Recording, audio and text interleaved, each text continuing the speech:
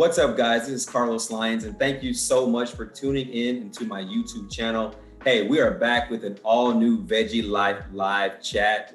And if you're not already a subscriber to this YouTube channel, I want you to go ahead and like, share, and subscribe to this channel. We've got some great content coming at you today, and I have two amazing special guests with me. I have Dr. Columbus Batiste and Dr. Eric Walsh of the Slave Food Project. How are you gentlemen doing today? Doing well, thank you. Yes, pleasure to be here. Thanks so much. Excellent.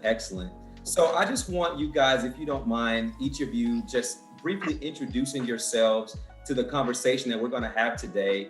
We're going to be talking a little bit about basically just food, the African diaspora, and our understanding of the Slave Food Project and what you guys are doing in your work. So would you mind just briefly telling us who you are and the work that you're doing in your respective fields? Columbus, you can go first. All right. So my name is Columbus Batiste. I'm an board certified interventional cardiologist. And so for those of you out there who may not know what that means, my job is to help stop a heart attack in its throes. My job is to help aid patients who are experiencing symptoms of cardiovascular disease, chest discomfort, shortness of breath, things of that nature, and helpfully treat them through the use of stents is what my training is. And so the evolution of my passion, my journey has led to understanding that treatment doesn't begin in the cath lab. That treatment begins way before, early on. It begins as far as in your homes. It begins in your kitchen. It begins in your interaction with other individuals. And so that's where was really the birthplace of many of the connectivity with Dr. Walsh and really developing this platform that we'll discuss going forward in this program. Yeah, and I'm a family medicine board certified physician, also preventive medicine, public health trained, and have my doctorate in public health.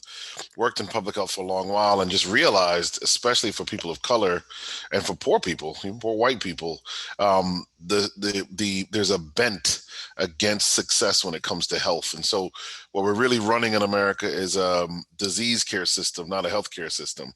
And if you want to go upstream, to Dr. Batiste's point, you really do have to go upstream. And we talk about the social determinants of health. And part of that, which often isn't mentioned, is food choices and what's available and the food culture and all of those different types of things. Oh, that is excellent. Thank you guys for that introduction. Now let's talk about the terminology behind the project that you guys have, which is called the Slave Food Project. And if you wouldn't mind just briefly defining for our viewing audience, what exactly does it mean to eat slave food? What is considered slave food from your perspective? So I'm gonna let Dr. Walsh take this one first. We're gonna tag team back and forth. Since I went first last time, I'm gonna let him go first this time. All right, so it's really like a double entendre. There's two sides to it. And actually, the more we get into it, we actually start finding more and more sides to it, honestly. But the two major sides is that there's a historical perspective to slave food.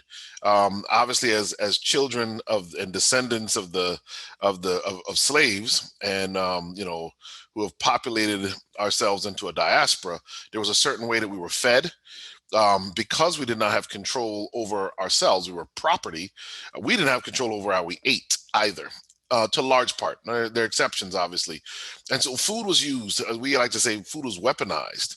And it was used, and the nutrition was weaponized in order to control you by either making you weaker, making you realize that you're dependent on someone else for it.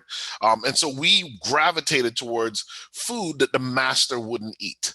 So chitlings, the actual intestines of a pig,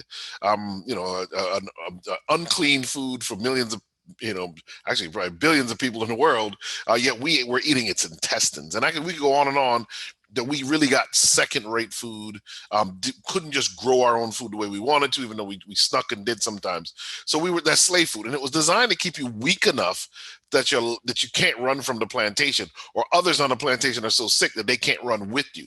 Slave food was designed that way. But then the other side of it is today, there's modern plantations, and these modern plantations are multinational food corporations, agribusiness, meat and dairy industries that have decided that, in fact, they want profit more than anything else. And so they've designed food that is addictive. If you, we often refer to Michael Moss, one of our guests, salt, sugar, fat, but also I'm reading another book on the gut and the mind connection, and talking about how it is that even the quality of meat has changed so much with all of the additives, the antibiotics and other things, and the way the fat is now intramyocellular in a lot of the meat. There's fat in the muscle, like, which just didn't exist years ago in animal products. So we're now eating these foods that are highly addictive, create disease, and here's the kicker, still makes someone else rich.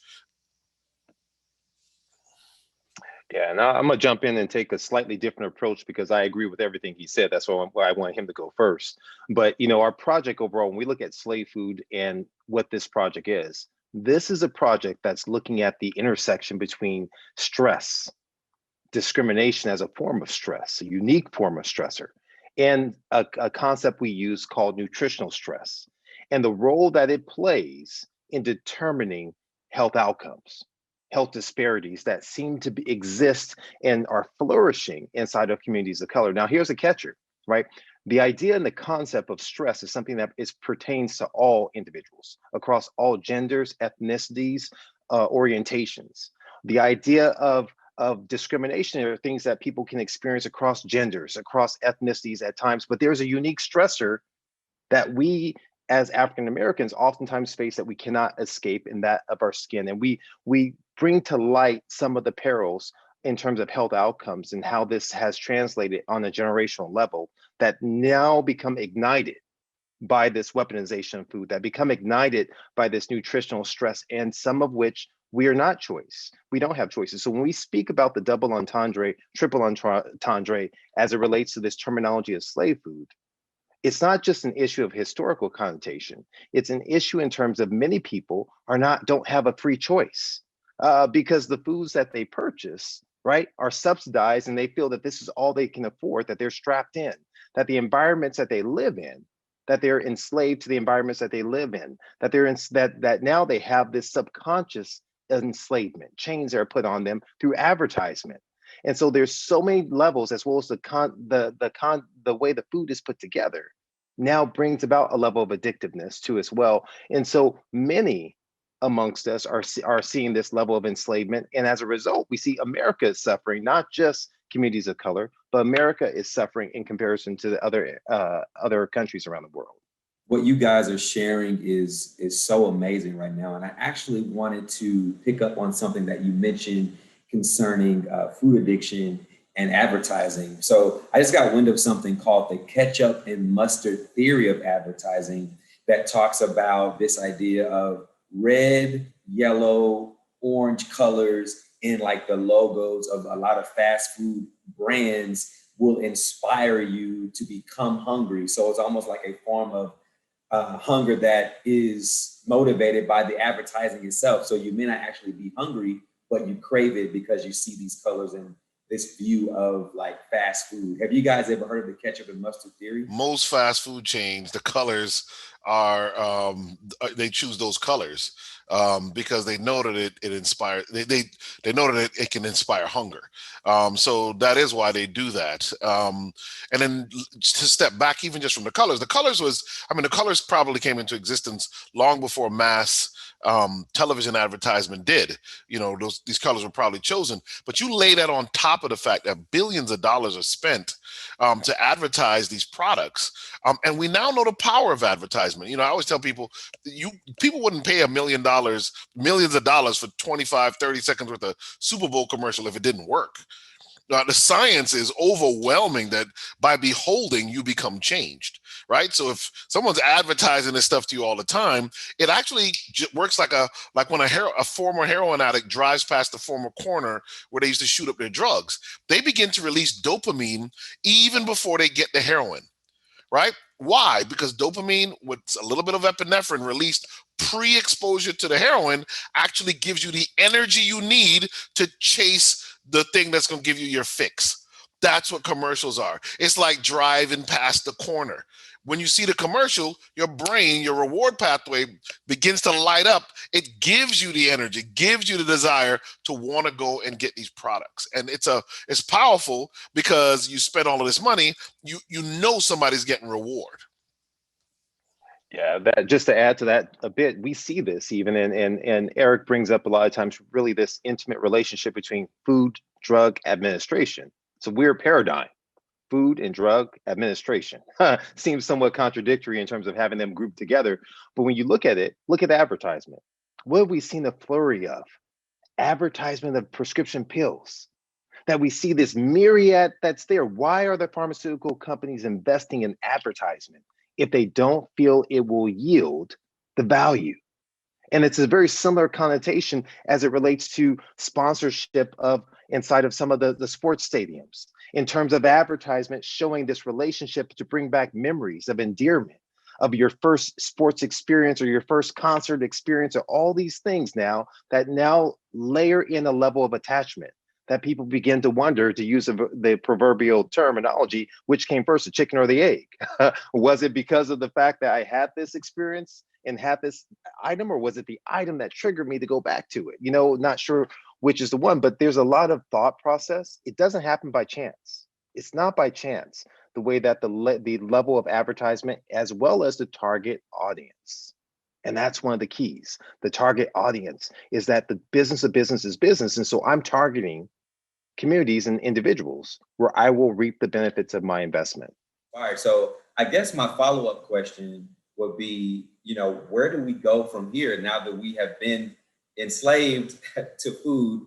How do we get out of this cycle?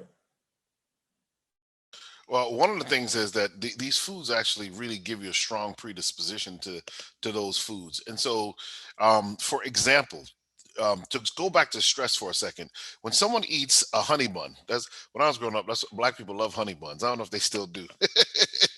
And you eat a honey bun, it's basically fat and sugar with salt. I mean, there's probably less salt than some other foods.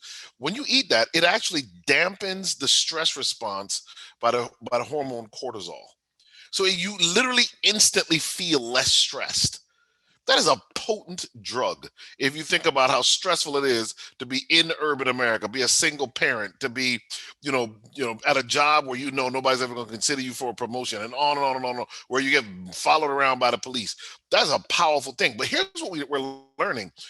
We're learning that that fat creates inflammation and irritation, especially animal fat, in the gut lining that makes the gut lining more permeable to some of the bacteria in the gut, which creates inflammation inside of the body, which then travels to the brain, cross the blood-brain barrier, and creates more depression and anxiety in the person. It's a crazy cycle that it will actually do. And literally, it begins to select for certain bacteria in the gut that will then cause you to crave the foods.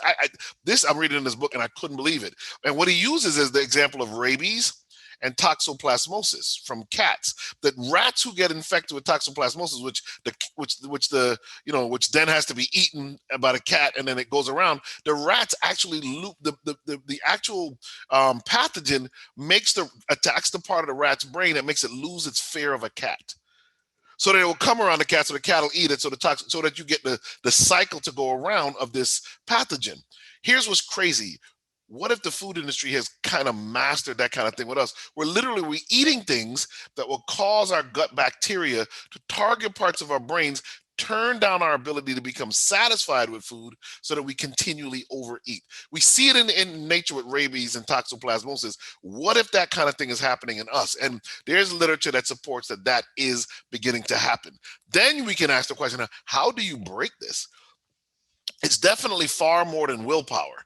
And one of the things that we often say is it has to start outside of the kitchen. I'm going to let Dr. Batiste jump in here. Yeah, no, that's powerful. And when we look at really just this network, I mean, I think it sheds light on it's more simple than just as food. Food is food and make a better choice. That it's intentional in terms of we are essentially lab rats that we've been experimented on, and this has been evolved and developing over time.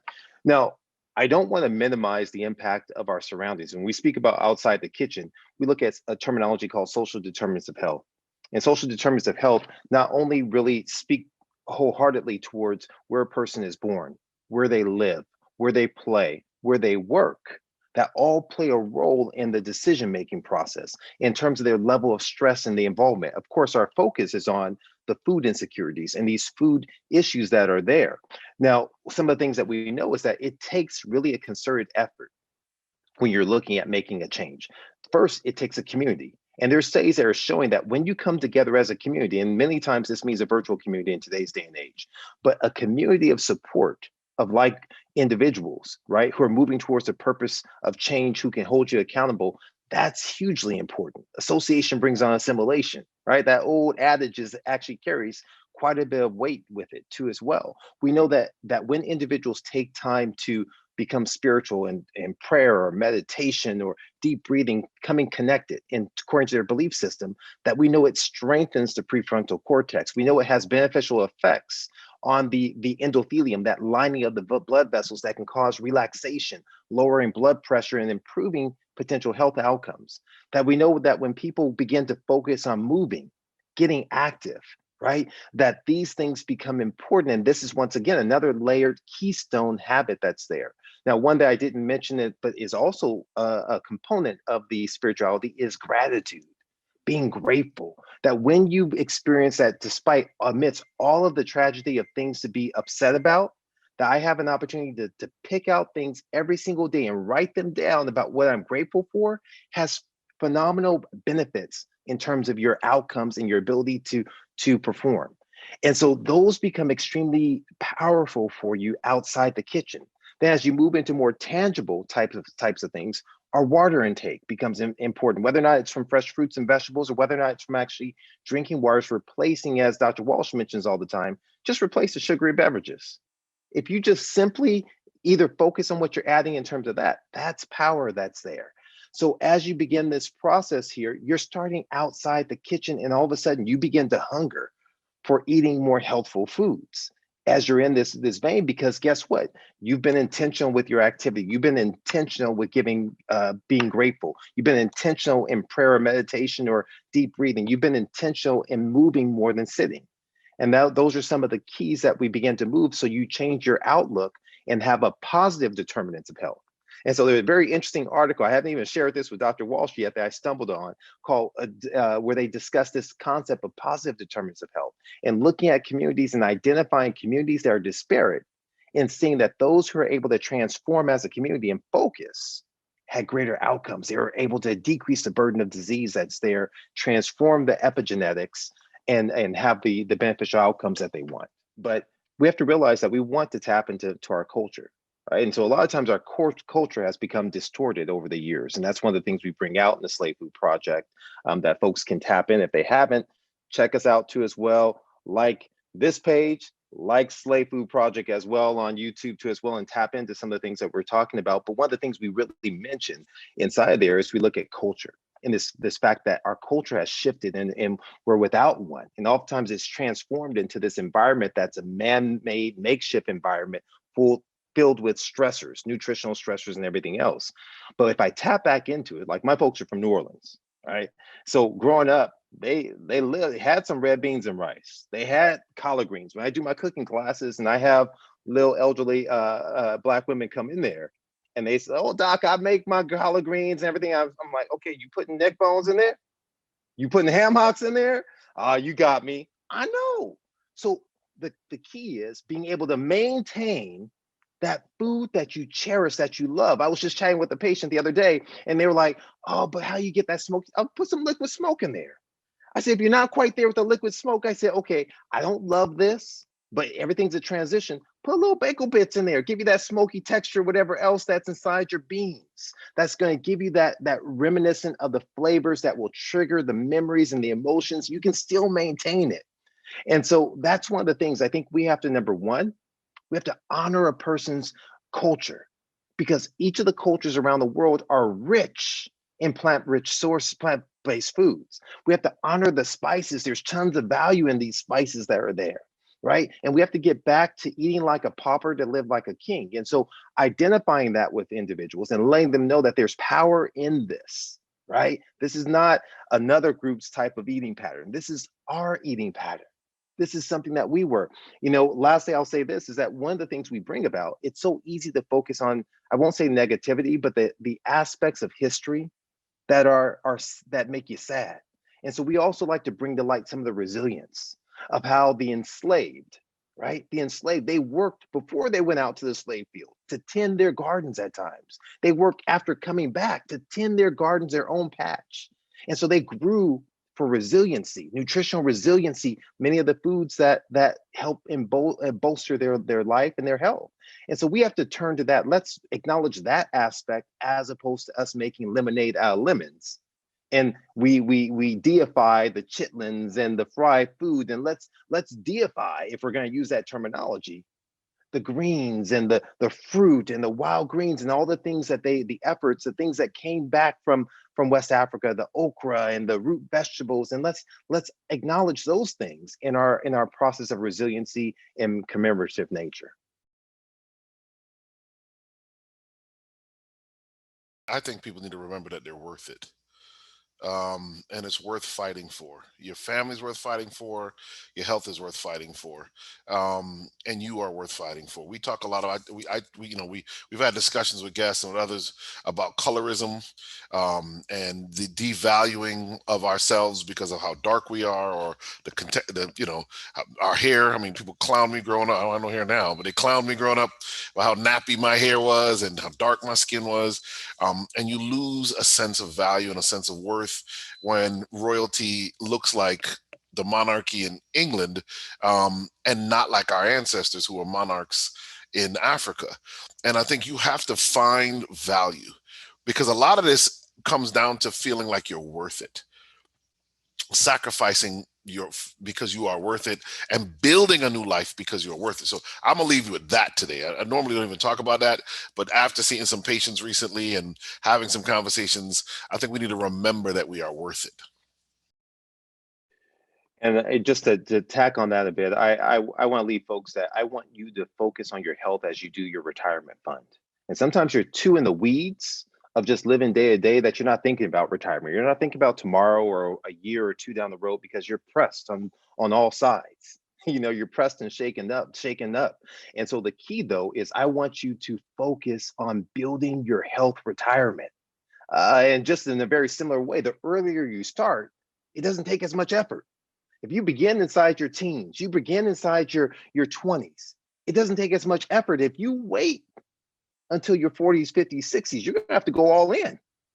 And so recognize the fact that there can be a difference, that you can overcome, you can be liberated from the diseases of this life. Not to say you're going to live forever, but imagine living life, right? That where you're not chained to pills, you're not chained to doctor's visits, you're not chained to procedures on a regular basis, that it's a rarity as opposed to a commonplace thing. Imagine a life in which you're able to live vibrantly and that you remember things. You live vibrantly and that you have the functional vitality to be able to play with your grandkids, to still work, to still enjoy to play. And that's really what it's about. It's the fact that, yes, you can embrace this, that this is one of the means. It's not the sole mean, because remember, it's buttressed on both sides. We've mentioned the spirituality, we mentioned the activity, we mentioned the gratitude, the forgiveness. All these things play a role in health, but the central cog, I believe, oftentimes is nutrition and eating foods, real foods. And so, like Dr. Walsh said, you're worth it, and your future self is worth it. So invest in yourself.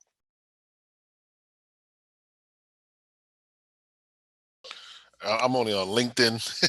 I just joined what's the one the one where everybody's talking all the time? Clubhouse. Clubhouse, man. You get that one, they have you up all night to talking all over the world about stuff. I would say the best thing you could do for us right now, Dr. Batiste has all that other stuff. You can keep in contact with him. But the YouTube page, Slave Food Project, we really need people to subscribe. So go on and subscribe, support us that way. There is a treasure trove of shows and information, of guests that are just amazing, that we dig into this stuff deeper with. So that really would be where I would leave it. And obviously, if somebody needs to get in touch with me, getting in touch with either one of us works. You'll find us. Yeah, absolutely. No, and once again, I want to say I appreciate the opportunity to have us on, and no platform is too small or too large for us to share this important message. It's important. It's our passion. It is what we're about. And so for myself, I'm on at Healthy Heart Doc on Instagram and also on Facebook separately, but we also have a Facebook page, Slave Food. We have the Slave Food Project on YouTube, which we want to encourage you, go on there and like it, like this page and like that page. It's all about cross-branding because the message is similar and whatever kind of resonates there. And also Slave Food Project too as well, with an underscore at the end on Instagram. And that would probably be the way to reach out to Dr. Walsh. I'm still working on him to bring him on to social media, but we may have to use the Slave Food IG platform to somehow get him a little bit over into that whole social media world there. But our ultimate goal, I want to leave you with this, is that we feel this information is important for all of America. It's not specific just to people of African descent. This is messages, as Dr. Walsh mentioned, to individuals who maybe grew up less affluent, who are Caucasian descent, people who of Asian descent, who grew up less affluent, people of Latino or Hispanic descent who grew up less privileged. And so we know that this is there. It's applicable to every single person. And our goal ultimately is to bring this message to in the form of a docuseries, right? And that's where we're looking, and that's where our intent and we're working towards. But in the meanwhile, we are intentional in delivering the information, bringing on guests who will highlight, and we can have important discussions just like this. So we're appreciative of you. Yes, again, it has been an honor to have you guys on today for this interview concerning the Slave Food Project. And listen, guys, if you like the content that you see from these doctors as well as on this page, I want you to go ahead and like, share, and subscribe to these YouTube channels, to these Instagram pages. Just get this word and this message out. We want to help as many people as possible to live the best life they can with the body that they have now. So I thank you guys for tuning in on today, and you have a great weekend. Peace.